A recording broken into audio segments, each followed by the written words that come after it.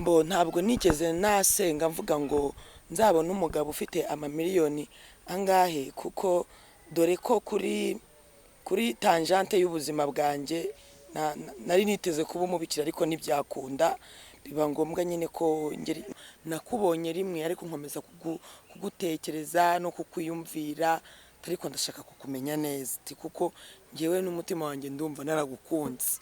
Nanjye ati rwose nturetse nta kibazo Imana ibyemeye twakundana. Urumva we yari afite gahunda yo gukora ubukwe 2018, ngewe ari muri uwo mwaka. Ubwo rero kandi icyatumaga mbihagararaho nuko nari naraje muri misiyo yo gukorera Imana, ngahura n'umugabo wanjye muri Kigali uvuga ngo yamenye ko ndi umukobwa ufite umwana, na murumuna we na ya groupe y'abamotari nakubwiye bose nyine bampamagaraga mama Jeanne. Ubwo rero namubwije ukuri, mubwira uko nabyaye umwana, mubwira uko byagenze, mubwira ko ndangije kwiga 2012, mbese ubuhamya bwanjye bwose ndabumubwira. Wowe muhura bwa kabiri ntekereza ko aribwo yatubwiye ko wahise umubwira ko umukunda. Akimara kukwibwira ukamenya ko afite umwana mu rugo, ntago byaguciye intege nk'abandi bose bagiye babasha kumenyana mbere? Mu gihe cyose mwabanye ikiri umusore ntabwo umugore wawe yigeze aguhanurira ko ari umuhanuzi? Tubizi neza. Njye ntago yampanuriye. Ntago yampanuriye, ariko nigeze kujya ahantu barimo barasenga, ahanurira ahubwo abantu bari barimo aho ngaho. Nigeze kujyayo ahantu mu biryogo ahantu bari basengeye, ahanurira abantu ndabyumva. Naravuze nigira inama itari agakecuru. Ndavuga ni iyi mitako none mukayizanye akayishyira muri ino zitagira ibirahure bari buyibe.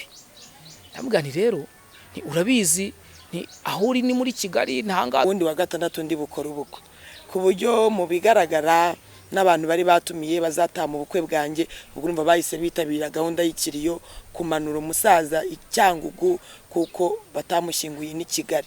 Ubwo rero nyene twaje i Kigali, byaragoranye kugira ngo yemere inzu Imana irayifatishira hasi. Iravuga ati nabikuye hasi kanyisubize hasi. Inzu yarasenyutse ava ku izima.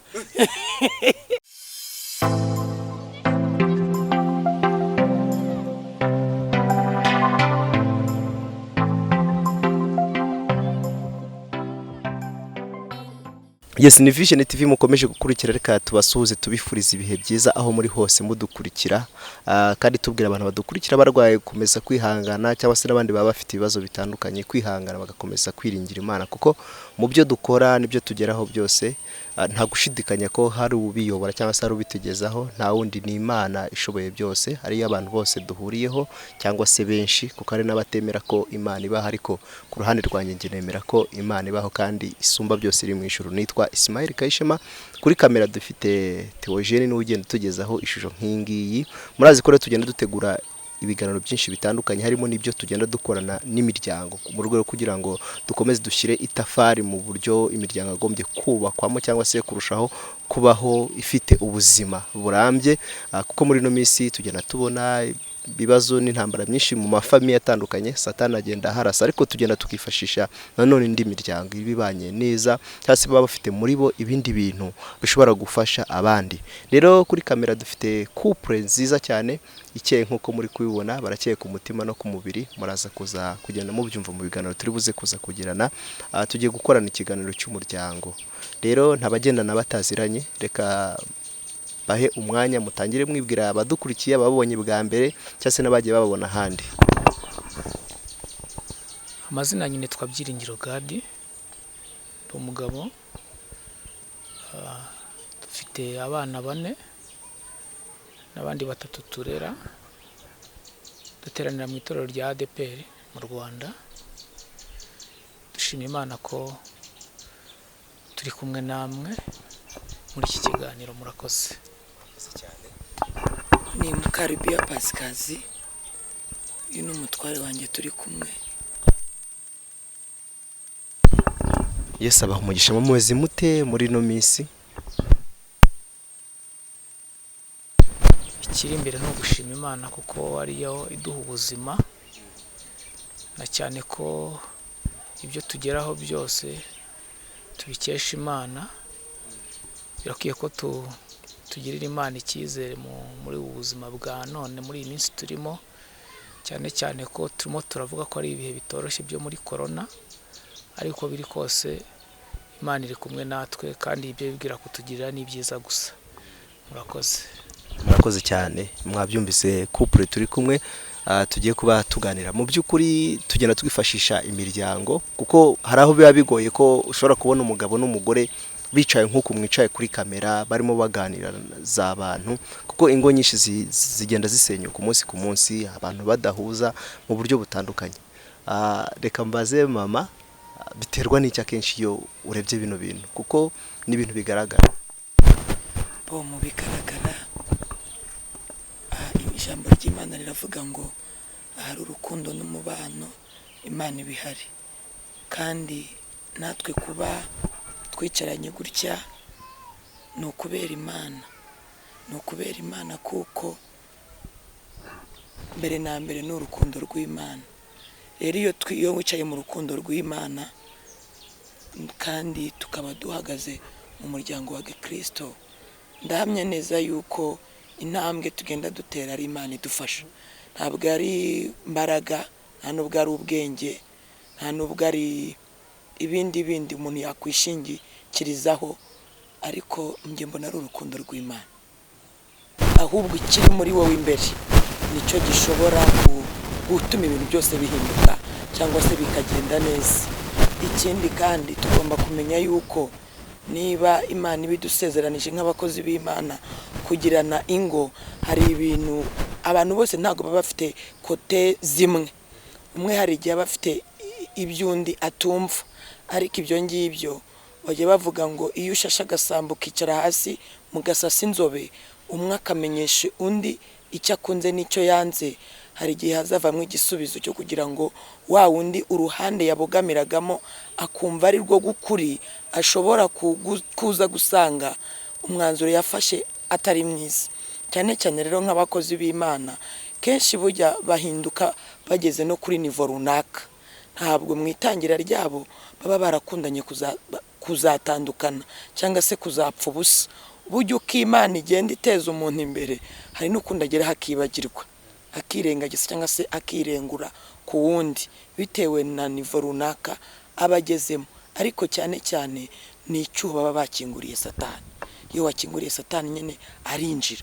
Iyo watangiranye n'Imana neza ukageramo hagati ugatana, ubwo urumva uba wataye inzira, kandi iyo wataye inzira ntabwo uba utaye n'umurongo, uba utaye n'icyerekezo cy'ubuzima. Rero siritu nk'abakozi b'Imana mba numva atari ibyo baba barapanze mu buzima bwabo, ahubwo ni ukwibagirwa inshingano, hanyuma bagaterwa batiteguye, batagifite imbaraga zo kubasha guhangana n'ibibagezeho, cyangwa se umwe ntabera undi maso. Rero icyo numva navuga ni uko iyo umaze kumenya yuko iyo urwaye, iyo umaze kumenya gusa ko urwaye ukaba wemera gufata umuti, bugira urakira. Nayo mpamvu n'ingo nyinshi ubona byatangiye kudurumbana, ariko buri wese yamara kwimenya no kwitahura agafata icyemezo, kandi urugo rukongera rukaba rutagatifu. Ibi bivuze ngo ntazibana zidakomana amahembe, ariko iyo ukomeje guha Satani ugwaho cyangwa se ya majwi wumvishe akubwira ati garagaza icyo uri cyo, garagaza ko uri umugabo, garagaza ko uri umugore, garagaza icyo urushije uwo muri kumwe, nyine ayo majwi ukayakurikirana, byange bikunde Satani agera ku ntego. Kandi wibuke ko urugo rwose ruva mu rukundo rw'Imana. Ni Imana itanga umugabo, igatanga umugore mwiza aturuka ku Mana. Urugo rwo turuhabwa n'ababyeyi, ariko ababyeyi babarangije inshingano, ahasigaye ari ahatwebwe n'Imana. Rero iyo wemereye Imana ko ikuyobora muragendana, kandi muri urwo rugo ugakuramo ibintu bita amarangamutima. Niyo ukuyemo amarangamutima mugahuza umutima, mwaba mukize mwaba mukenye, burya iyo muhuje umutima byose bibabera byiza. Imana rero ishimwe. Reka mbaze umutware wawe, mu by'ukuri hari aho umufasha wawe yaravuze ko hari ingo zisenywa, zishobora gusenywa n'ubutunzi. Ku ruhande rwawe mu by'ukuri ubona abantu bakize bagombye gushwanishwa n'imitungo? Ntago bikwiriye, ahubwo bakagombye kubigendamo neza kuko ibyo baharaniye igihe kirekire babigezeho. Rero ahubwo hari hakwiye kubaho guhuriza ku mugozi umwe kugira ngo ibyo bagezeho hatagira ikibisenya kandi barabivunikiye. Rero nge uko mbyumva numva ahubwo hagakwiye gushyirwaho ingamba zihamye cyangwa se abantu bakanasenga n'Imana bagashyira hamwe kugira ngo bubake umuryango mwiza, na cyane ko ibyo biba abana bari muri urwo rugo nabo bashobora kubigirirwaho ingaruka bitewe n'uko batabyitwayemo neza ababyeyi babo. Rero numva hakwiye kubaho kuzuzanya, ubufatanye, ibintu bikagenda neza, na cyane ko umuntu yubaka urugo agira ngo atere imbere, ntago abagira ngo hazazemo umwiryane utuma ibyo mwagezeho bisenyuka mu gihe gitoya. Kijya kibabaza nuko usanga wenda nk'ibintu umuntu yaba yubatse imyaka myinshi yabayeho mwiryane bisenyuka mu gihe gitoya cyane. Rero Imana ijya igenderera ingo kugira ngo abantu bahurize ku mugozi umwe w'urukundo. Imana itugirire neza. Murakoze. Watekereza ngo ngemba naravuye iwacu mfite iki? Ese wowe uba waravuye iwanyu ufite iki? Burya ubukira abantu babugeraho ari uko babana. Hari nuba atarashaka akiri umusore afite ubushobozi ariko yagera mu rugo bigahinduka, kuko ntawe uhorana ubukire kimwe nuko ntawe uhorana ubukene. Ariko abisize hamwe bagatahiriza umugozi umwe, Imana igenda ihindura ubuzima. Icyo kintu numva. Mbese ubumwe burasana. Hari n'abavuga ko amafaranga ari umushyitsi ashobora kubasura akanigendera. Niko bimeze rwose. Ushobora kuyabona imyaka 5, indi 5 rwose ukaba wayabuze. Ushobora kuba ufite akazi imyaka 3, ikindi gihe ukaba uri umushomeri. Ubwo rero urumva ntawe uhora akize kimwe nuko ntawe uhora akenya. Icy'ingenzi nuko abantu batahiriza umugozi umwe bakavuga ati tubigenze gute. Ariko kandi nge numva bujya ubukene bubi n'inzara rero. Ubukene ni bubi n'inzara, kuko nkanjye namaze igihe kinini sengera ibiryo hose niba hari yego kumana nkiri umukobwa. Kubera nyine ubuzima wenda naciyemo bitewe nuko n'imyemerere y'abantu cyangwa se no kudahurira ku idini rimwe. Rwose urumva nkanjye narakoze ubukwe narabyariye iwacu nkaba umurokore. Mu buzima bwose ucamo rero hari ibintu bigenda bihinduka. Ubwo rero utazi inzara ntiyamenya no kugaburira abashonje. Ubwo rero ubukene bubi ni inzara, n'ukuri kose ni inzara. Ubuze ibiryo ubukenye hahandi rwose. Ubwo rero ibiryo bihari murya mba numva icyo nicyo ubwo nibwo bukire bwa mbere. Kuburya unahumeka uri muzima, ubwo n'ubukire. Ibindi byose bituruka mu mbaraga no mu bitekerezo muba mwagiye mugirana mugatera imbere. Kandi burya nta inka, urugero ntanga inka yose iba imbyeyi ari uko yavuye mu bunyana bwayo, ubwo ni ubuto bwayo. Rero ni ukuvuga ngo ibintu byose ni ruto, ntago umuntu ahita avuka ngo akire. Hari etape par etape unyuramo, ukabanza mu bukene ugasoza ubukire. Kandi burya hari igihe najyaga mbwira uyu mugabo wanjye nkamubwira ati aho kugira ngo umuntu abanze ubukire azakene, yabanza mu buzima buciriritse akagenda azamuka. Burya ikindi kandi umugabo mubanye mu buryo buciriritse Imana ikagenda ibazamura. Iyo mugeze aho umwe yirengagiza aba yigiza nkana, ubwo ngo ntaba akiri no mu murongo w'Imana, aba yarataye umurongo. Nicyo kibazo rero. None se ubwo ngubwo turabigenza gute? Nuko bisengera Imana. Nuko bisengera Imana. Ariko mu ruhande rwanjye ndumva ubukene butantandukanya n'umugabo, kuko ntacyo ataba yarakoze ngagerageze. Kandi nawe bujye ubireba rwose. Bujye ibintu ureba ntabwo ugomba kubitindaho. Cyakora nkatwe tumenyereye kuba dusenga dupfukama, nyine byose biva mu masengesho. Ubwo umuntu abategereje amasengesho ngo ni ikinya, ariko numvisha bivuga amasengesho ni ikinya. Amasengesho ni urufunguzo. Amasengesho ni ibintu byinshi. Amasengesho ni definition ndende, kandi nibwo buzima. gusenga nibwo buzima, ni nayo mibereho. Iyo usenze hari ibihinduka, iyo usenze hari ibiremeka, iyo usenze hari ibisambuka, iyo usenze hari ibipfa, iyo usenze hari n'ibikinguka, kandi n'iyo usenze hari ibisobanuka n'ukuri. Ubwo rero urumva amasengesho ahari, numva n'Imana ibihari. Wanyuze mu buzima bw'inzara nk'uko wabitubwiye ukiri umukobwa. Mu by'ukuri nko mu bitekerezo byawe wumvaga ugomba kuzana nk'umugabo ufite amamiliyoni angahe? Mu mahitamo yawe kuvuga ati yenda nzakuremo cya kirarane nagize nkiri umukobwa. Ntabwo nigeze nasenga mvuga ngo nzabona umugabo ufite amamiliyoni angahe, kuko dore ko kuri tangente y'ubuzima bwanjye nari niteze kuba umubikira, ariko ntibyakunda.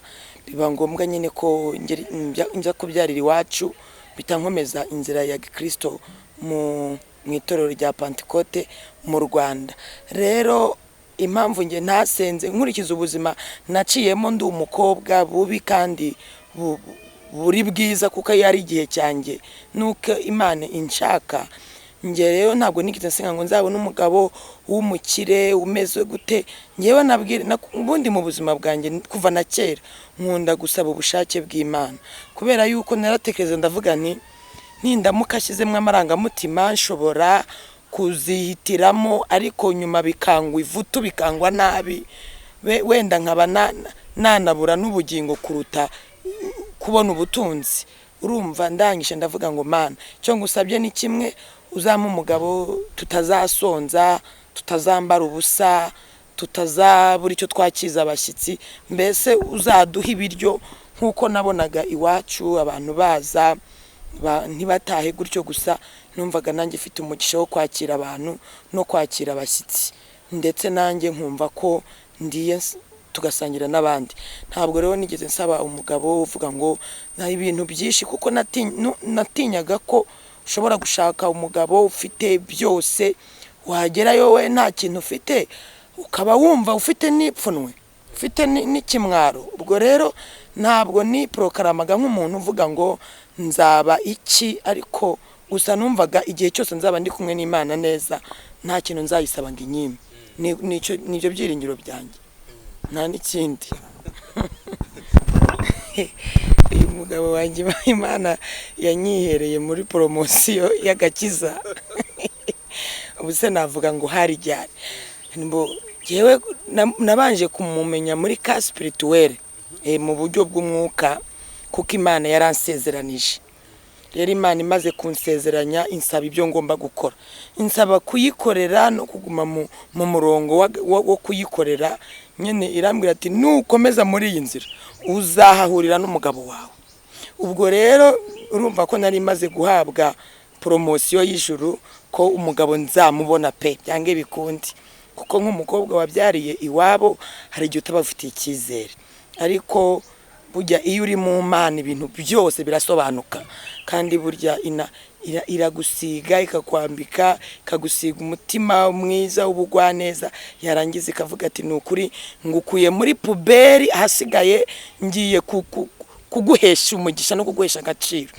Rero Imana yamesheje umugisha, amaze igihe kinini binsezeranije, nyibwira ati nukuri nanjye nyene urumva nakoreye Imana kabisa, kuko nzi ko hari ikiza igiye kunkorera. Baramenyanye n'umutware wanjye 2014 ndumva twarahananye mu kintu cy'urukundo. Hari mu kwezi kwa kabiri niho twemeranijwe ko nukuri tugomba kubana.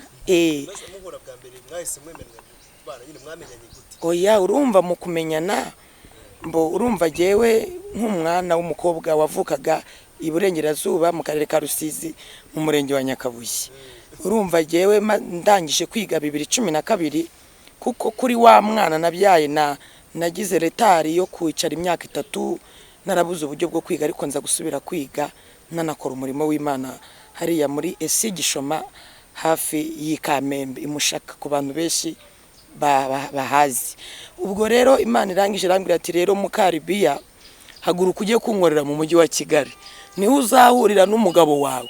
Ubwo urumva nge naje muri promosiyo ya misiyo yo gukorera Imana, ikama icyo yansezeranije. Mu by'ukuri rero buri yivuze rimwe nge numva kabiri, kandi bitewe n'icyo nari nshaka ko gikwiriye gusohora mu buzima bwanjye nafatiyeho nza mu mujyi wa Kigali. Igihe kiragera rero mba muri groupe zitandukanye z'amasengesho. Muri izo groupe zitandukanye z'amasengesho hari groupe y'abamotari nayoboraga, nari mbereye umuyobozi w'amasengesho, yaranashinzwe kubera ku ruhande rwanjye numva nyine ko nanjye ngomba gutwara moto y'ijambo ry'Imana, hanyuma tukajya duhurira tugasenga buri wa kane ku mudugudu wacu wa Biryogo aho duteranira. Iyo groupe niho yahagurukiye. Ubwo rero haza kugera igihe mu bantu tuba tuziranye, umwe arambwira ati uri umukobwa ukijijwe, ibimenyetso n'ibimenyetso turabibona, ariko dukeneye abantu twaha akazi kandi twakugiriye icyizere, tubona tugomba kugucaho. Ubwo rero bansaba ko nashaka abantu 3 bakijijwe. Rero nanjye kandi ngomba kubonekamo, nubwo nari nize science, imibare na physique na geography, ariko ubu ngubu ntago umuntu agikora ibyo yize, ahubwo cy'Imana iguciriyemo inzira n'icyo ukora. Ubwo rero ndangije mbivuga muri ya groupe, hakaba harimo muri umuna rero w'umutware wanjye, arambwira ati mfite mukuru wanjye ukijijwe kandi izina rye rizwe kuko yitwa padiri, ati rwose ndamutangira ubuhamya, ati ndavuga ni nta kibazo. Ubwo rero mbabwira yuko byihutirwa, araduhuza ampa nimero ye, nawe arabimubwira, ndamuhamagara. Ubwo urumva nibwo bwa mbere yaragiye kumbona. Hanyuma rero turaganira, yanasanze Kacyiru icyo gihe, azanye na dokima mu gitondo yazindutse azanye dokima. Hanyuma rero turamanukana Nyabugogo, twagombaga kubishyira kuri Virunga. Iyo company twari tudepojemo yitwa company ya Ecofotec ari Musanze. Nimbibaho ntago mbizi, ntubimbaze cyangwa se niba yari iriho. Ubwo umugambi w'Imana ntuyoba, uca ahantu mu mfuruka ariko ugasohora. Ubwo Imana yagiraga ngo nibonere byiringiro gadi. Ubwo rero iyo company ya Ecofotec y'Musanze ntazi niba yari ibaho, kuko ntabwo nari bwagere kuri tele, nafatiraga amakuru kuri telefone. Twebwe twamanutse Nyabugogo tutanga dokima, ziracyakora zo kumbwira ko zamugezeho. Urumva nta bihamya nari mfite. Mbo twari tuziranye nyine nk'umuntu w'umunyamasengesho,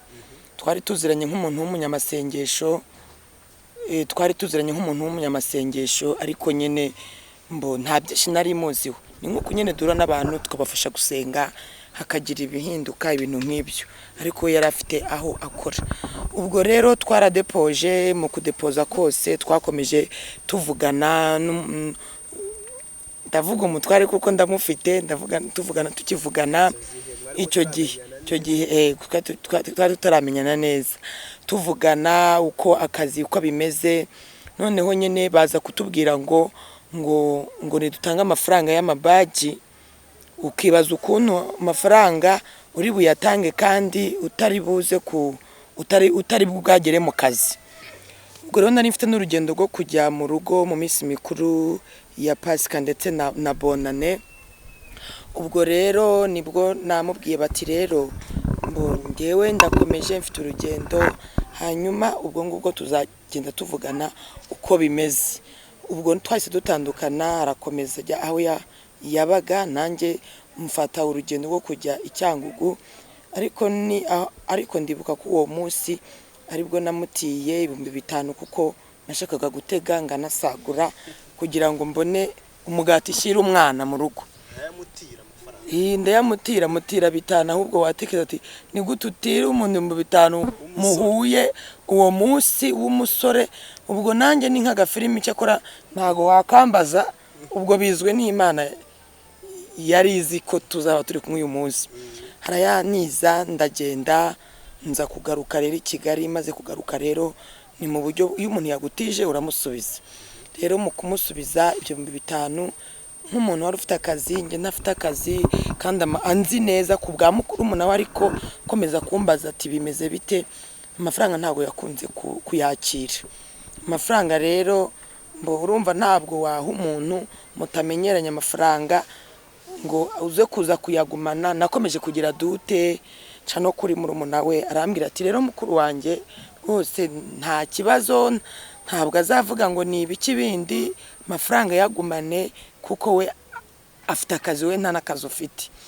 Bimbera umutwaro, ariko nkajya nkomeza kumubwira ati reka nguha amafaranga yawe, ntiyaza kuyemera, nsa nk'umwihoreye, twese turaceceka.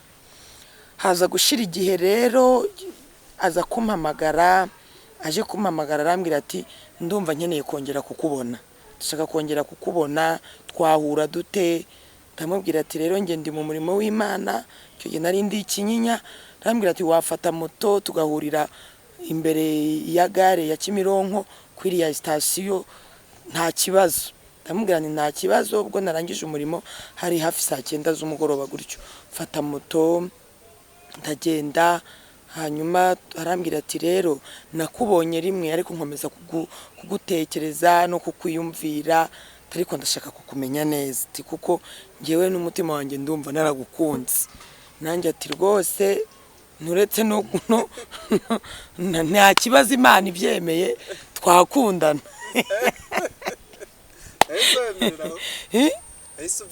Ubwo se urumva narabyemeye, nashyizemo Imana ibyemeye, urumva nge ntago byari bwazi. Ubwo ngubwo rero arongerera nyitegereza, nanjye ndamwitegereza. Ubwo ni ubwa kabiri, kuko urumva burya ari nk'igihe ushobora gutandukana n'umuntu, ariko uwo muntu akagusigaramo mu bitekerezo, akagusigaramo, ugakomeza wibuka ukuntu mwahuye. Nuko ubwo rero icyo gihe cyari mu kwezi kwa kabiri, ku itariki 29. Ubwo rero nibwo twamenyanye. Ndamubwira nti noneho rero nge ndumva nshaka kuzakwibwira neza, nkaguha ubuhamya, hanyuma wasanga ari ngewe koko utekereza kuba wakunda, ubwo uzambwira kimwe nuko nanjye ndagenda nkomeze nsenge. Ubwo rero hamwe no gusenga Imana no kugenda usoma muri agenda nk'umuntu uba waranditse ikintu Imana yavuganye nawe, hari ibimenyetso ubona bikwemeza koko umuntu ashobora kuba inshuti yawe. Ubwo rero nge ibyago nari mfite n'ubundi ni bimwe n'ibyuko Imana yari yarambwiye ati 2014 nzagukorera ubukwe. Ubwo rero urumva menyanye n'umuntu muri 2014, muri uwo mwaka nyirizina niho navuga ngo umuhaye urukundo nawe araruguhaye, muratangiye mbese inzira ya fiançailles niko navuga, ariko ufite n'isezerano ubitse. Ubwo rero mu by'ukuri urumva hatabaye Imana nyene byari bikomeye kuba yabyumva, kuko nyurumva nubwo urumva nta kazi nari mfite, nari umukobwa uvuga ubutumwa, ayangera yo kurya no kwishyura inzu, nta kindi, ari umurimo w'Imana ashyize imbere gusa. Ariko nkaba nzi ngo Imana yasezeranije ko izankorera ubukwe nta n'igiceri cy'icumi mfite. Ubwo rero buriya ndi umuntu iyo nyifitiye icyizere ko ariyo yavuze, ubwo nyine ndihagararaho mpaka ahubwo ngakiranuka, kugira ngo kuko byose mbisanga mu gukiranuka. Ubwo rero mu by'ukuri nuko twamenyanye, ni naho twamenyaniye. Ariko nyine urumva naje kumubwira nyine uko isezerano ryanjye riteye. Ubwo urumva we yari afite gahunda yo gukora ubukwe 2018, ngewe ari muri uwo mwaka. Ubwo rero kandi icyatumaga mbihagararaho nuko nari naraje muri misiyo yo gukorera Imana, ngahura n'umugabo wanjye muri Kigali. Urumva niba nari mubonye nta bintu byinshi ibyo kuvuga ngo ndamwiga ngo ingeso ze ngo ibiki, ipfa kuba ariyo yavuze kandi nyifitiye icyizere. Ibindi ubwo si iraguha nimugura, iyo muguze iraguhenda. Ngayo nguko rero. Wamubwije ukuri, wagize igihe cyo kumubwiza ukuri. Impamvu nkubajije utyo, tuzi neza ko abakobwa hari ingingo batsinda bakayinyura hejuru, bagasa nk'abashaka kubakira urwo kuri icyo kintu bahisha ukuri. Urumva na kare navuze yuko tukimanukana Nyabugogo, namubwiye yuko biriya 5 abingurije kugira ngo mbone umugati nishyirira umwana. Ubwo rero nibwo mu by'ukuri namubwije ukuri kose, kukuri nyakuri ko mu mutima. Naramubwiye ati ndashaka kukubwiza ukuri, ejo hatazagira umuntu mvugira ibyo ntavuze. Narindake mu kubaho kwanjye cyangwa se muko nakoze umurimo ahantu hose bari bazi ko ndi umukobwa wabyariye iwabo. mbese no ku ishuri nize bampamagara mu izina ry'umwana nk'uko yitwa Ingabire Jeanne d'Arc. Rero ni ukuvuga ngo yamenye ko ndi umukobwa ufite umwana, na murumuna we na ya groupe y'abamotari nakubwiye bose nyine bampamagaraga mama Jeanne. Ubwo rero namubwije ukuri, mubwira uko nabyaye umwana, mubwira uko byagenze, mubwira ko ndangije kwiga 2012, mbese ubuhamya bwanjye bwose ndabumubwira. Niyo mpamvu nyine namubwatireka nkubwira uwo uri we, kuko icyo gihe abasore benshi warababwiraga ko ngo warabyaye agahita rwose nta n'ikindi kumva gusa ko wabyaye, ukagira ngo niba azagushaka ntubyare numbaze. Ubwo rero mu by'ukuri namubwije ukuri kwangera kumva, anabagenda nabwirwa n'andi makuru n'umuvandimwe we ko yaranzi we cyane kurushaho. Ubwo ngubwo nyine birangira nyine ambwiye ati rwose naragukunze kandi n'uwo mwana. Uwo mwana rero n'ubundi mubwira uko umuhungu yanteye inda akanga umwana, mbese umwana agize imyaka 13. Gize imyaka 13 umwana yanditse kuri papa, kuko nari ndi mu ishuri nyine nanjye ndi muri parapara. Papa aravuga ati ubwo wabyaye umwana mwanze, ubwo reka mushireho umwana nyine agira adresse.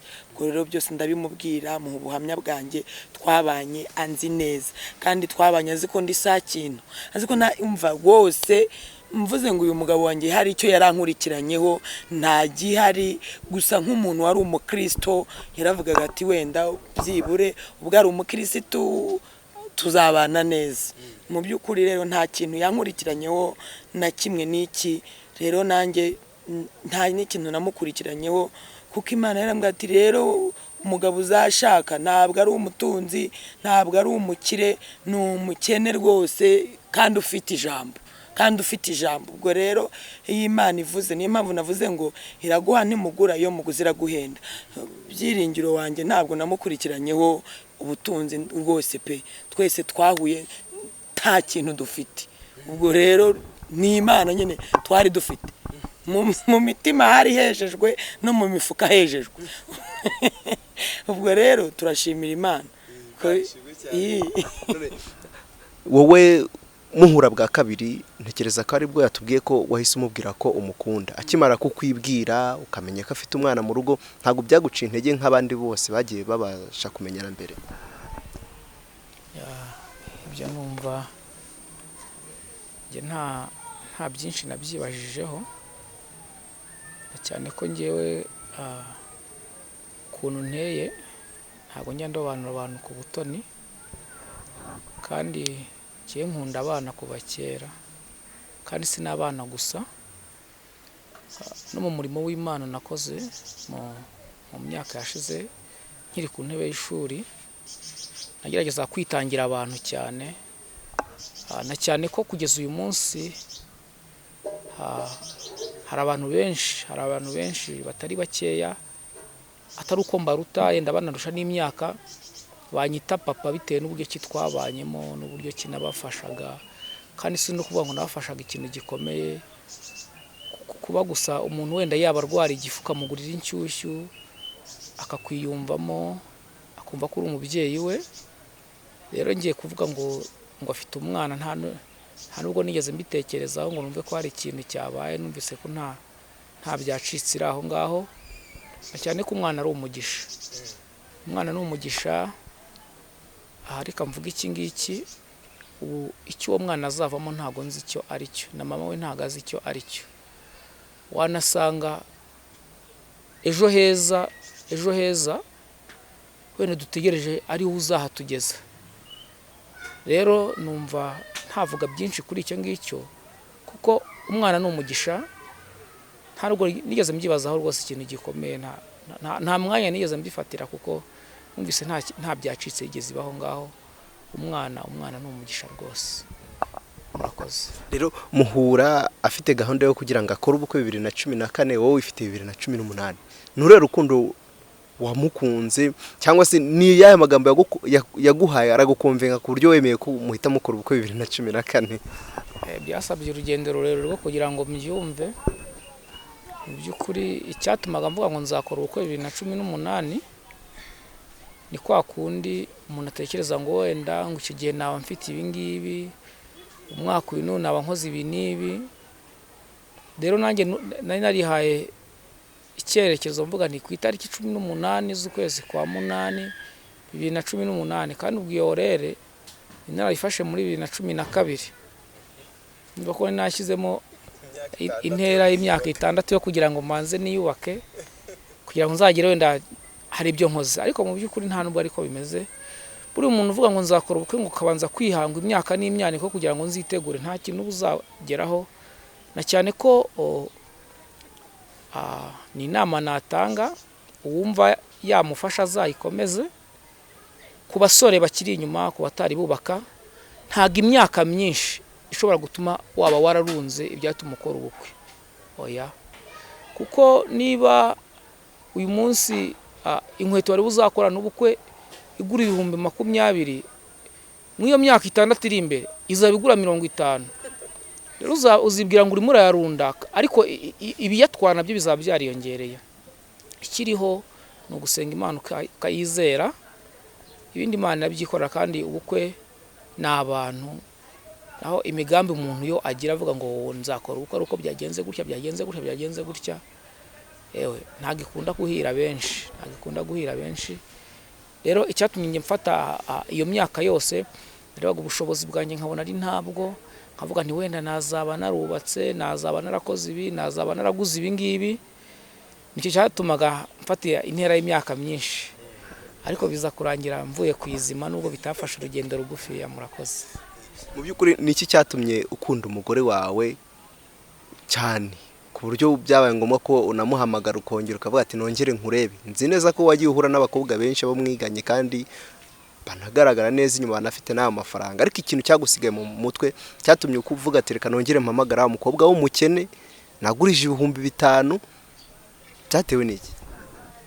Ku ruhande rwanjye ntabwo namufataga nk'umukene, ko namufataga nk'umuntu w'umumaro kandi ufite agaciro. Ariko igikomeye muri byose nitayeho nuko yari umukristo, kandi nanjye ndi umukristo. Rero numvaga yuko abakristo babiri bishyize hamwe, Imana iba hagati yabo muri bo, kandi Imana igatanga n'umugisha bitewe nuko abantu babaye imbere y'Imana neza bakiranuka ku gato na kanini. Ubwo ngiye mu by'ukuri ikintu cyankureye cyane, cyankoze ku mutima, nuko numvaga ko ari umukozi w'Imana, ari umwigisha w'ijambo ry'Imana. Numva ndabikunze kuko nanjye nabikozeho, nubwo uyu munsi ntabikora ngo ngeze ku rwego nk'urwe, kuko we agira kwizera guhanitse cyane guhambaye. Yaransize kuko wenda impamvu, wenda nubwo ayo makuru nagiye nyamenya, kuko hari abo yasenganaga nabo twari tuziranye, baramumbwiraga nkavuga nti uyu muntu ni umukozi w'Imana, numva ndamukunze kuko ari umunyamasengesho, no kuba nanjye narabikundaga. Numvaga mvuga nti ko biri kose, ntabwo yansengeraga, ariko numvaga ko asengera abantu, kandi yikorera imitwaro y'abantu, akagira umuhate wo kumva ko yasengera umuntu. Nuko numva ndabimukundiye, namukundiye ko ari umukristo. Mu by'ukuri amafaranga kugira ngo yagusubiza, cyangwa wari usanzwe uhereza n'abandi bakobwa amafaranga? Oya, ntabwo nari nsanzwe nyabahereza, ahubwo nuko yansabye, atari uko hari ahandi mbona azayakura. Ndavuga ni nshingiye wenda kuko njye narakoraga, kumva ko 5,000 mbihaye umuntu, kandi njye nabikuye ku mutima, numva ko mbimuhaye, ntabwo numva ko mbimugurije. Rero kubinsubiza numvaga ntacyo byamarira, kuko yanagerageje no kuyansubiza, ndabyirengagiza, ndabyanga mu buryo bufatika. Ngiye muri ngiye numva ko nayamuhaye, numva ko ntayamugurije. Kuyansubiza rero numvaga ntacyo byamarira, ndamwihorera, kuko nari namaze kunamenya yuko nawe nta nayo afite, ntayo yari afite rwose. uretse ko nanjye ubwo nubwo mvuga ngo nari mfite akazi ni ka kazi ko muri no minsi ugakora ahubwo kugira ngo ugire icyo witeza imbere hakazamo akamenyetso kabihwanye ndetse wajya kure ugasanga ahubwo n'ibyo ukenera ntago bivamo ni muri ubwo buryo. Murakoze. Mu gihe cyose mwabanye ikiri umusore ntabwo umugore wawe yigeze aguhanurira ko ari umuhanuzi tubizi neza? Njye ntago yampanuriye ntago yampanuriye, ariko nigeze kujya ahantu barimo barasenga ahanurira ahubwo abantu bari barimo aho ngaho. Nigeze kujyayo ahantu mu biryogo ahantu bari basengeye ahanurira abantu ndabyumva, ariko njye nakundaga uburyo yigishamo ijambo ry'Imana gusa. Wenda guhanura ko ni ikindi kiyongereyeho, ariko nakundaga uburyo cyigisha ijambo ry'Imana. Niba ageze ku kibabi yavugaga ikibabi akakikora introduction, akakikora development, akagitangira conclusion, nkumva ndafashijwe. Icyo rero nicyo cyatumye umutima wanjye mukunda. Ntago ari ukubera ubuhanuzi koko yaba yarampanuriye, ariko yanahanuriye umuntu numva. Ariko mu by'ukuri gukundana n'umukobwa w'umuhanuzi ntabwo babyigeze bigutera uvuga ati nshobora gukutana gato yenda n'Imana ikaza kubimwereka n'injoro aryamye hasi mu buhanuzi?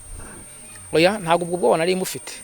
Nanjye nari umukristo, kandi na n'uyu munsi numva nanjye kandi numva mpisemo guhora nkizwa nkaba mu gakiza k'Imana. Numvaga ntabwo wamufitiye, ahubwo numvaga turamutse tubanye, kuko numvaga sinari nizeye ko bizaba gusaba urukundo utegereza ko baguha cyangwa bakakwima.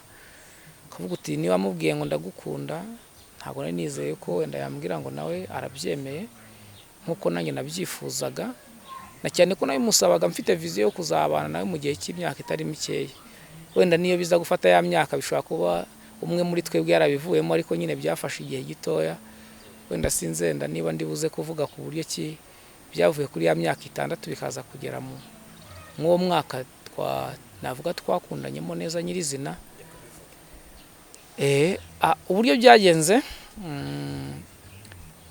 jewe nabonaga gutabarwa kwanjye ko kugira ngo mbone ibisabwa kugira ngo ubukwe bukorwe, nabonaga atari vuba. Ndavuga nti rero ibyiza reka mbisunike inyuma cyane, mbese mbyigize inyuma mu buryo bufatika kugira ngo wenda nzabe narabonye ibyibanze. Hanini kandi bw'icyabiteraga, ngira ngo mu muco nyarwanda hari ibintu byabagaho byo kuvuga ngo umuntu ngo azakora ubukwe ari uko yubatse, ariko hari ibyo byabagaho kera. Ntabwo uyu munsi nkizi ko ari ibintu ni byiza ubikoze, ariko kandi bitanagushishikaza kuvuga ngo imyaka ikubane 70 ingahe ngo utegereze ko wubaka. Naze ariko ubundi mu rwubakane, kuko iyo nzu mwubaka ni yanyu mwembi, ntago ari yawe wenyine. Uramutse yubatse ava byaba byiza, ariko kandi utanayifite, nazi izo mbaraga zanyu mwese muzishyira mwe muyubake, niyo byaba byiza ntacyo byabitwaye. Ubwo rero ngomeza kurwana ishyaka ngira ngo nzubake, ngo nzana nakoze ibyo bintu byose, ibisabwa byaye ndi biba bisabwa baba bitegereje umuntu kugira ngo akore ubukwe. Arambwira ati ariko rero ngewe gahunda rwose ndumva ni muri uno mwaka. Ndavuga nti rero muri uno mwaka byo rwose ubyibagirwe, ntago byashoboka. Ubyibagirwe 2018 itaragera ibyo kubana byo mu rugo ntago byakunda, kwa kwizera gukeya. Kandi wumvaga wihagazeho? Nari nihagazeho ku buryo rwose numvaga urabizi abagabo ngo bihagararaho cyane, ariko buri muntu akwiye kwihagararaho ku bintu bifatika, ariko nabyo byarafatikaga. Umuntu akihagararaho mu bintu by'ukuri, mu bitari ukuri umuntu agaca bugufi akemera akamanika amaboko akavuga ngo nuko. Ubwo rero aza kumbwira ati ni 2014 ati jewe mfite isezerano ry'Imana ryo kubukwe. Jewe kwihagararaho nta sezerano nari mfite, byari amaranga mutima yanjye ko ari ukubitekereza ko mvuga ngo ibi nibi nta sezerano nari mfite byo ngo 2018, ariko we ngo yari isezerano. Nta ni sezerano se byibura ari ufite bw'uko Imana izagukorera ubukwe vuba? Oya, ibya ngewe uburyo kimbanamo n'Imana hari ushobora kuba butandukanyemo n'ubwe, kuko uvuga ngo Imana ngo ndayibwira ngo ni iki n'iki, yo gahunda nge ntayo nari mfite. Nkumva ko biri kose nzakora ubukwe, nzubaka urugo nkaba umugabo, ari byo uvuga ngo umwaka uyu n'uyu, iyo gahunda nge ntayo. No kwirwa njya kuyibaza Imana, ntago niriwe njya kuyibaza Imana. Oya, kuvuga ngo ndabwira Imana ngo igihe iki n'iki ngo ndasaba Imana igihe oya ntacyo. Nayo marangamutima ya 2018 njye wayishyiraga bitewe n'ibibazo nabonaga binyugarije by'ubuzima busanzwe. Ubu rero aza kubimbwira sinabyumva ndabirwanya. Hari mu kwezi kugira ngo twamenyanye neza iby'urukundo mu mpera z'ukwezi kwa kabiri, kwa gatatu sinabyumva, ariko nyine tukaganira. Nkumva ngo agiye kwigisha ijambo ry'Imana, nkumva ndabikunze na cyane ko yari ari muri no Kigali, nanjye niyo nakoreragamo icyo gihe.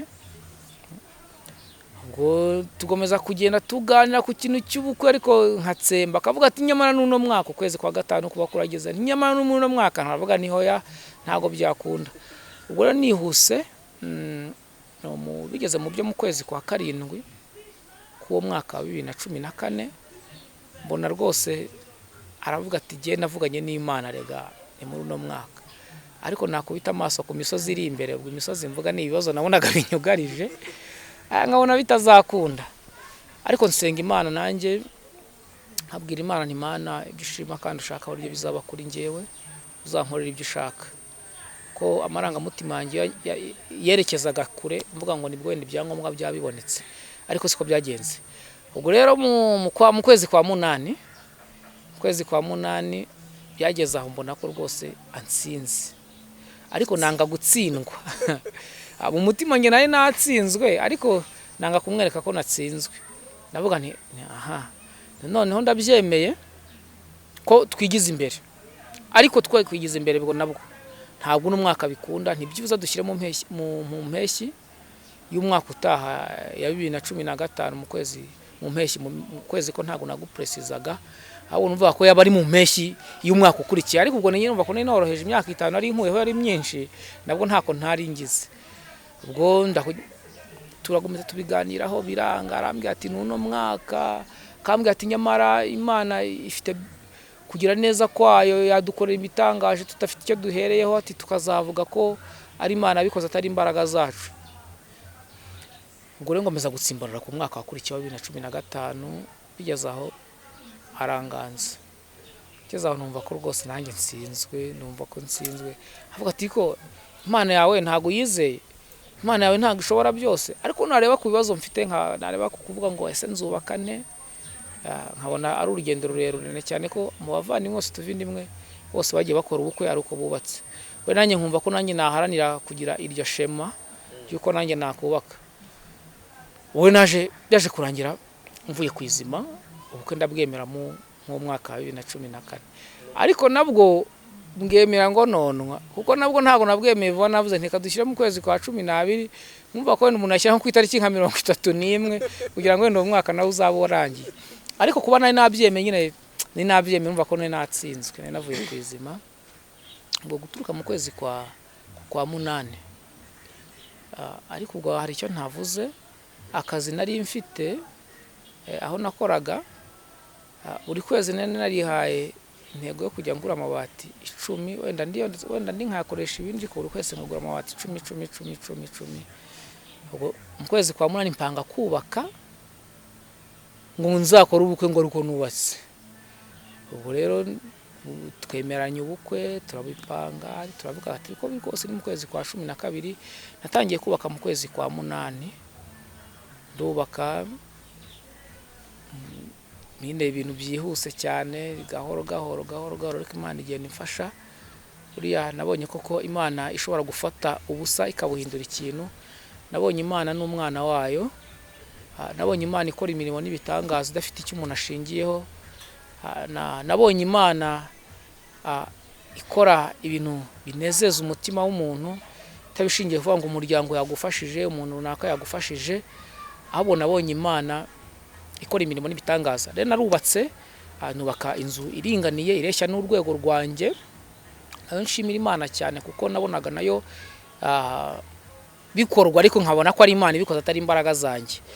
Uwo muko kubaka, twemeranye ubukwe, gahunda tukagenda tuyivuganaho, ariko nyine nkagenda nkubwira ihangane ko mu by'ukuri kubaka kwari ukugira ngo nzamwereke ko mfite umutwaro, kugira ngo ndebe ko ubukwe bwazaza umwaka ukurikiye. Ni umutego nari muteze, ariko umutego nateze ninjye washibukanye aho kugira ngo umushibukane.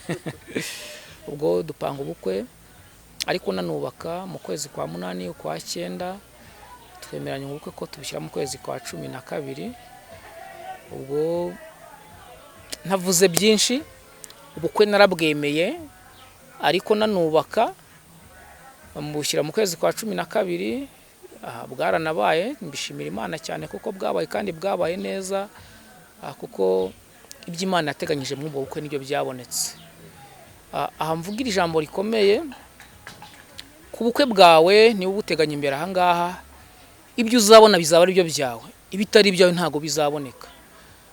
Hari igihe umuntu avuga ngo nzabona ibi ngibi ukizeza umutima ibirenze ubushobozi bwawe ariko iby'Imana ishima cyangwa se iby'Imana yakugeneye mba numva ari byo washimira Imana niba ugize amahirwe ukabona ibibonetse uvuga uti Imana byo bivuye mu gushaka kwawe no mu gushima kwawe nanjye ibyo nibyo Imana yangeneye rero kandi narabibonye ubwo kubaka mbyihutishije njye nageze ku munsi w'ubukwe nyubaka ku munsi w'ubukwe twakoze ubukwe ku itariki ya 6 z'ukwezi kwa 12 mu mwaka wa 2014 ariko uwo munsi nabwo njye nari ndimo nubaka uwo munsi nari ndimo nubaka wambaza ngo nubaka gane urabizi ko ku munsi w'ubukwe mbere y'ubukwe aho mu ijoro ribanza habaho igikorwa ngo cyitwa umuhuro niko nako cyitwa namwe ngira ngo murakizi ngiye uwo munsi rero inzu twari bubemo ku itariki ya 6 yari irimo amadirishya ariko nta birahure birimo kuko wowe yabaga i Kigali naho ni narubatse ni mu karere ka Kamonyi ni naho iwacu niho mvuka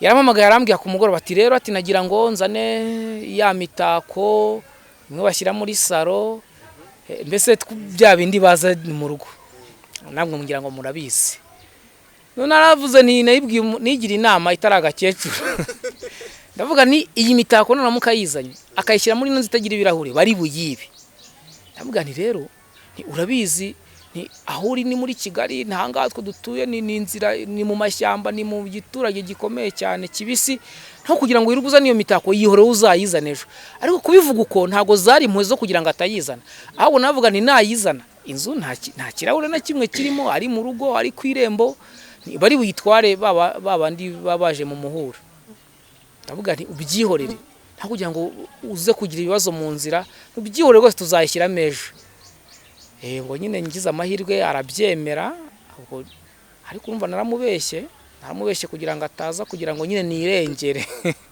namubeshye kugira ngo nirengere cyakora kuwa 6 mu gitondo mbona Imana bya birahure biraboneka karabasansi iraboneka irange ryatewe kuwa 6 ibirahure byagiye kuwa 6 uwo munsi navuye mu rugo tujya gusaba no gukwa ibyo birahure byose nta kimwe cyari cyakajyamo ariko nagarutse ku mugoroba nsanga byagezemo byose inzu tuyibamo tuyikoramo ubukwe tubona Imana kandi Imana yadukoreye ibikomeye twumva turishimye na cyane ko twari dufite ijambo rivuga ngo hahirwa umuntu wizera Uwiteka akamubera nawe ibyiringiro twizeye Uwiteka nubwo nyina nifite kwizera guke ariko Imana idukorera ubukwe rero mu ncamake ntavuze byinshi byasabye urugendo rurerure ndumva nawe yavuga mugendekeye urwanjye nuko rwagenze ko kugenda ntizera ariko Imana iza kubisohoza neza kandi mbona ukuboko kw'Imana na yanzu yo muri cya giturage tuyibamo nubwo twayibayemo yavuye ikigaraza mu cyaro ariko nawe ndamushimira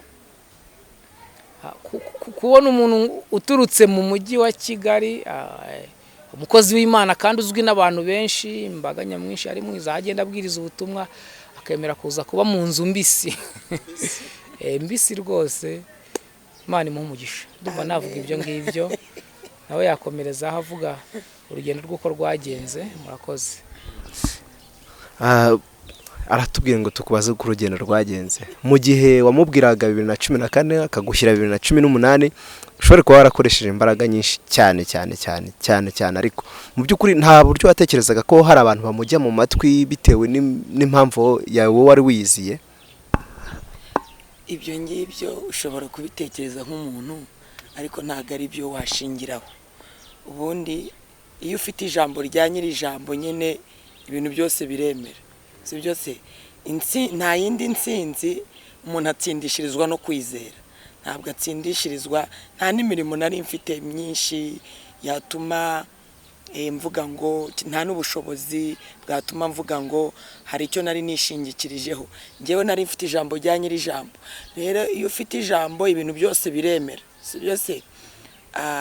Hari n'ijambo ry'Imana nkunda cyane riri mu gitabo cya Yosuwa igice cya mbere, ahabwa ihererekanya bubasha na Mose. Imana yamubwiye amagambo meza, iramubwira ngo amagambo ari muri iki gitabo ujye uyahamisha akanwa kawe ku manywa na nijoro, nibwo uzahirwa mu nzira zawe ukabashishwa byose. Ubwo rero nanjye nari nizeye ijambo Imana yavuganye nanjye, kuko rizankingurira imiryango. Icya mbere, ndi umuntu ukunda kubwiza Imana ukuri A-Z. Kabiri, ndi umuntu ukunda kugisha Imana inama. Icya gatatu, ndi umuntu wemera ubushake bw'Imana nubwo biba bitandukanye n'iby'iwanjye, kandi nkongeraho kwizera. Izo principe enye rero zafashije mu rugendo rwo gutegura ubukwe. Kandi ikindi, urumva nk'umukobwa rero arabyariye iwabo, navuga uko byasa kose ninkorera Imana neza, niba nzaba ndi umwana w'umwami utegeka isi yose, nzabuzwa n'iki ko Imana impa umugisha yasezeranije. Rero mu by'ukuri nta kindi nizeraga yavuganye nanjye. Iyi nsezeranya ko izankorera ubukwe nta n'igiceri cy'icumi, kandi ikambwira ko impaye umugabo w'umukene ufite ijambo. Ubwo rero urumva ni ibintu bibiri byari biri mu kiganza cy'Imana. ubwo urumva Imana yagombaga gupfumbatura igipfunsi. Ikindi cya kabiri, nari nizeye ko ibyacu biba mu bantu. Niba nk'uyu umugabo mu bantu, n'ubutunzi nzabukura mu bantu, kuko kugira ngo ugire icyo ubona nuko ugikura ku muntu. Nari nzi yuko ubukwe atari amafaranga, ahubwo ubukwe ari abantu. Ndavuga ngo shingiye ko aho nanyuze hose nabanye n'abantu neza, amahoro. Nta muntu wavuga ati Mukaribiya nk'umukozi w'Imana yatubereye iki, yaratwesikorotse, yagize gute, icyo nyine kizantambutsa. Uzama 2 nzagura itasi, uzama 1000 nzagura ifurusheti. Dore ko yanaguraga 1000 furusheti 12. Ni ukuvuga ngo ibintu byose ngewe nyine nari nizeye Imana. Mva mwivuga butumwa 10 nkawe wenda Ismael mitako nca ahantu ng'urutuntu. Dore ko yari promotion yuko abantu bemererwaga gucuruza mu mayira. Sinigeze njya gushopinga mu mujyi kuko nta mafaranga nari mfite, ahubwo nahuraga n'umuntu nkavuga ati Uwiteka, hano haravamwe ibyanjye mu izina rya Yesu. Nkabamvuza kayunguruzo k'icyayi, nkabamvuza kayunguruzo kayungurura ubufu bw'ubugari. Hanyuma Yesu angirira neza, ampa inshuti nziza. Burya ubana n'abantu neza ukabibona. Umukobwa mwiza w'Imana abanguriye mare. Ndavuga nti reka njye gukubitamo utwo ndajya mbona twose ndajya shyiramo hano. Nuko nagiye nisanga mbonye ibintu byose ngomba kugira gutahana. Dore ko mu bushobozi bwe urumva ntabwo nari kumubwira ngo nk'inkwano nyinshi, kuko ntayo yari afite rwose. Ubwo rero ayo yabonye niyo yazanye, nanjye ayo Yesu agenda ampera mu murimo niyo nongereyeho. Ntahana ibintu bijyanye n'ubushobozi bwanjye. Ubundi mu buzima bwanjye bwose nyurwa n'ikintu kije kubw'ubuntu ikintu cyose kiranyura. Cyo umuntu yumva ko ikese Mukaribiya kingiki cyamumarira iki, ahubwo mbavuga nti Imana iranteturuye ingiriye neza. Gusa ibyago naje kugira nuko aho nagombaga guhagurukira muri famiye kwa data wacu mwita papa, kuko abahungu be nibo bamfashije nabo kwiga.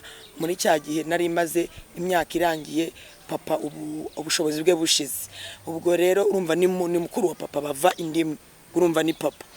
Uwo munsi yapfuye ku tariki 31 mu rugo ngomba guhagurukiramo hariya Kimihurura.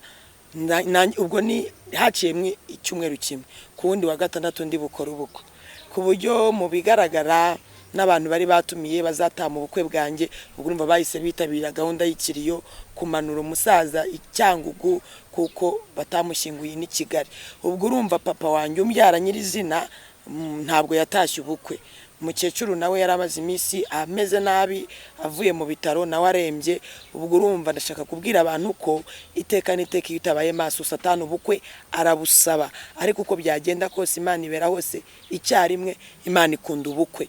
urumva nakoze ubukwe abandi bacyuza ikiriyo, ibyo nashoboraga mu bushobozi bwanjye byo kuvuga ngo ujya kuvuga amatente bitewe n'uko bufite amafaranga yo kuyakodesha ibintu nk'ibyo, ariko Imana yampurije ibiti bibiri by'inganzamarumbo nyene mbibonamo dekorasiyo, abantu batera intebe, tunywa fanta, Byiringiro araza Remera Rukoma, araza Kimihurura Kigali, rwose aho Mukaribiya yahagurukiye, nuko icyo yarakeneye ni umugeni, nanjye icyo nari nkeneye ni umugabo, ibindi byose nyene bishirira aho ngaho, nuko byagenze.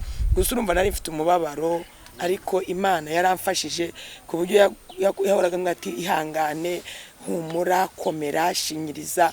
Ubwo urumva na famiye yari buntwikurure, urumva niyo nyene iyo yaturutse mu ibyo byago byose, ariko bujya gutwikurwa ni ukubona ibyo uzarya, ibyo uzaba, mbese urumva ko, kandi wibuke ko natangiye mvuga ko ndi umuntu utinya inzara rwose pe, ariko naravugaga ati Mana nyambwiye iki gihe izi ko nibi bizagira gute bizabaho, cyakora njye ntago nabitekerezaga.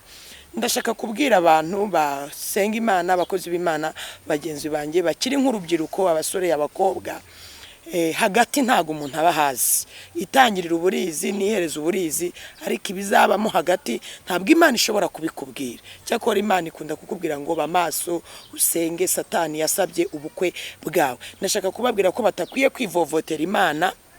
Ikindi kandi ndashaka kubabwira yuko ubukwe atari kompetisiyo ngo urushanywe na runaka, ahubwo ubukwe nubw'Imana itashye ikagusoreza isezerano, ikakwambika impeta ku mugaragaro imbere y'Imana, imbere yayo n'imbere y'itorero, mukahaca neza byemewe n'iki n'amategeko.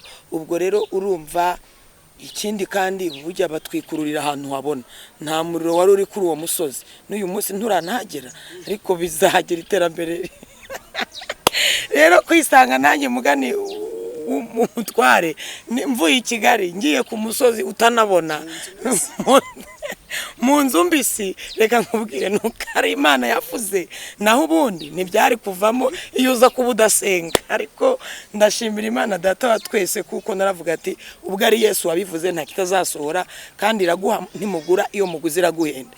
Ubwo rero mu nzu mbisi twahirayemo n'ubukonje bwinshi, nawe urabyumva nyene, nuko rimwe na rimwe ukumva niba hakoze ubukwe, niba utabukoze ntago ububiza, ariko wakwire bukasanga wambaye impeta, ibintu nk'ibyo hafi aho ngaho. Mu by'ukuri ndashaka kubwira abantu bafite amasezerano, ntabwo uko Imana ibivuze byose ku murongo ariko ubibona directoma, igenda ishyiramo test, igashyiramo quiz, gashyiramo exam, gashyiramo na interrogation, byose bikazamo kugeza kuri finale utsinze iki, ubonye diplome. Rero ndashimira Imana mu by'ukuri yabanye nanjye. Ubwo urumva twari tutangiye ubundi buzima bushyashya. Nshimira na groupe y'abanyamugisha motari yatubaye hafi, niyo famiye nari mfite bugufi cyane, kuko umuntu wese akoraga ubukwe twamuteganyiriza fanta nyene, urumva nanjye fanta ni muri ubwo buryo ki nazibonye. Kandi shimira n'abantu bambaye hafi, ari uwanguriye kamambiri, ari uwanguriye igitenge, ari uwanguriye mare varize. Ndumva umuntu wese narafashe igihe cyo gusenga Imana musabira umugisha, n'ukuri, kandi Imana yarabikurikiranye. Ubwo rero nkurikije ibyo nabonye, ntabwo nigeze ncika intege ngo ncogore mvuge ngo Imana yavuganye nanjye bimbwira umugabo umeze uku, ibi nibi. Kode rero yajemo nuko yambwiye ati narega n'umukene ubitse ijambo. Ubwo rero ntabwo ari kuvuga ati bizana ibingibi, ibintu nk'ibyo. Nangwa ke n'akazi ke nyine urumva ko kari kararangiye, kuko ibyo yabonye yabifashe mu kubaka, urumva n'ubundi mu nzu mbisi n'ibindi byose n'utwo Imana yagiye iduha nyuma y'ubukwe twakomeje kubaka. Ubwo rero biza kurangira nyine ubukwe buba burabaye. Ubwo ugeze mu cyaro nyine, wisanze mu cyaro, umunyamujyi wawe wari umenyereye Kigali, bwose bumvishe umeze uti? Yewe gawe ni hatari nyine iby'Imana. Iyo uri umuntu wanyuze mu buzima butandukanye, wirinda gushyiraho komanteri. Nariyakiriye ndavuga ngo n'ubundi kuba nari mfite isezerano ryo kuba mu mujyi wa Kigali, nari mfite isezerano ryo kuba mu mujyi wa Kigali, ariko rwose nyene ubushake bw'Imana nibwo navuri umukobwa agira agaciro ari uko yegamiye umugabo we. Ubwo rero ni ukuvuga ngo nanjye kuko hari byinshi yari yagiye amfashamo kwakira byari bigoye, nanjye rwose pe narisanze mu cyaro birangora, njya ku musozi maze amezi 2 nkoze ubukwe njya kubaza Imana nariko se mbwiza ukuri ahanyene tu ubuzima bwanjye bwiteka na Yesu arambwira ati hariya uri mu kazi ukaba no ku ishuri, uri mu kazi wagiye mu kazi no ku ishuri, ni wiga neza nzagusubiza iyo nagukuye. Ubwo rero mu by'ukuri gusenga nyene urumva ni ibintu byanjye rwose, ntago ari byo ninginga, sini byo nshakisha. Gusenga ni nk'umurage Imana yanyihereye kandi sindambirwa. Narasenze nyene kugira ngo ibyo Imana yavuze bizasohore. Namubwira ati tuzaba mu mujyi wa Kigali kansembera neza neza, umugabo akambwira tumva ahubwo we tuza duturane tubane hano muri iki giturage duhinge. Yewe ga mwami Yesu, nkambwa ni nukuri iyavuganye nanjye ni mu mujyi wa Kigali. Umva uko yambwiye ati ubukwe ni 2014, nuko ni Kigali takora ntiyambwiye igihe cyo kuti Kigali, ariko nzajyayo, ariko nzi ko ishuri rimara imyaka 3 lisansi cyangwa se umwaka umwe dogitora bitewe n'ishuri ri kwiga. Reka nige neza tuzajya kutura mu mujyi wa Kigali. Ati naho nzajya ninabona akazi naho nzajya. Ndamwa ni nukuri iyavuganye nanjye, sinzigera nyitetereza, sinzigera nyitesha agaciro, nzayihamya mpaka imvi zibaye uruyenzi, ariko tuzasazira mu murwa. Niho wansanze mu murwa, nanjye izareba ko ntigeze ninangira umutima nza mu cyaro yongere ingarure. Ubwo rero nyene twaje i Kigali, byaragoranye kugira ngo yemere inzu Imana irayifatishira hasi. Iravuga ati nabikuye hasi kanyisubize hasi. Inzu yarasenyutse ava ku izima. Imana rero ituza ni birebire icyo ni ikindi gice cy'ubuhamya, ariko icyo nshimira Imana ashaka kubwira n'abantu. Mu by'ukuri ntabwo Imana igusezeranya ngo ikubwire umwaka izabisohozamo. Nta nubwo ari nabimbwira umwaka bakavuga ngo yababwiye igihe iki n'iki, bazabanza bagenzure niba atari amarangamutima yabo bari bifitemo ibintu byose. Iyo udakuyemo amarangamutima mu rugendo rugana mu ijuru, urugwa mu mutego utari uwiteze. Rero mu by'ukuri tugiye kumarana imyaka igera muri 7. Ntabwo yanzara nakubwiraga, ntabwo twashonje. Icyakora ndi umugore uzi gupfukama ngasengera ibiryo, nkapfukama nkayibwira tumva nkubwiza ukuri rwose, niba nkugiriye umugisha singusabye ibidasabika, nsabye bifatika. Ibiryo nk'uru rugo bibuze twashira nitwajya mwivuga butumwa, sinasiga urugo. Ubwo rero irabikora kuko kova icyo gihe aheruka akazi nta bundi buzima, yagerageje ibishoboka byose, yewe nta naho yanakura igishoro gifatika ngavuga ati ndinjiye ngiye gushaka iki ubuzima. Ndacyarindiriye rijya jambo nyene Imana yavuganye natwe. Rero nukuri Imana yaradufashije, abantu baradusengera, natwe nanjye nubwo sengera abantu ariko abantu barasengera, kandi ntabwo nzigera nkorwa n'isoni. Imana duhana umugisha. Murumva ko rero ubuhamya bw'ino couple bw'uno muryango ari burebure.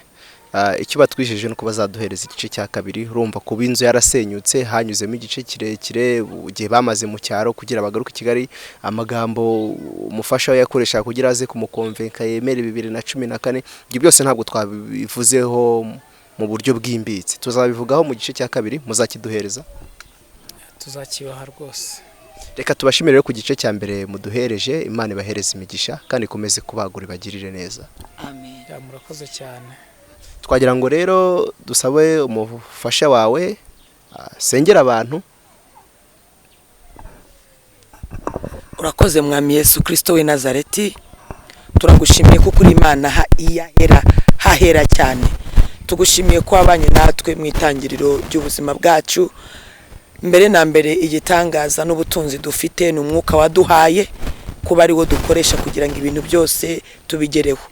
dusabiye umuntu wese uzakurikirana ubu butumwa ndetse n'ubuhamya kuri Vision TV, tumusabiye umugisha, tumusabiye kubohoka, tumusabiye kudatekereza uko bizagenda, tumusabiye kwagukirwa imbago, kandi tumusabiye no gutinyuka, kuko gutinyuka bituma utera intambwe, kandi tumusabiye no kugira ngo imbabazi n'imbaraga zawe zimugereho.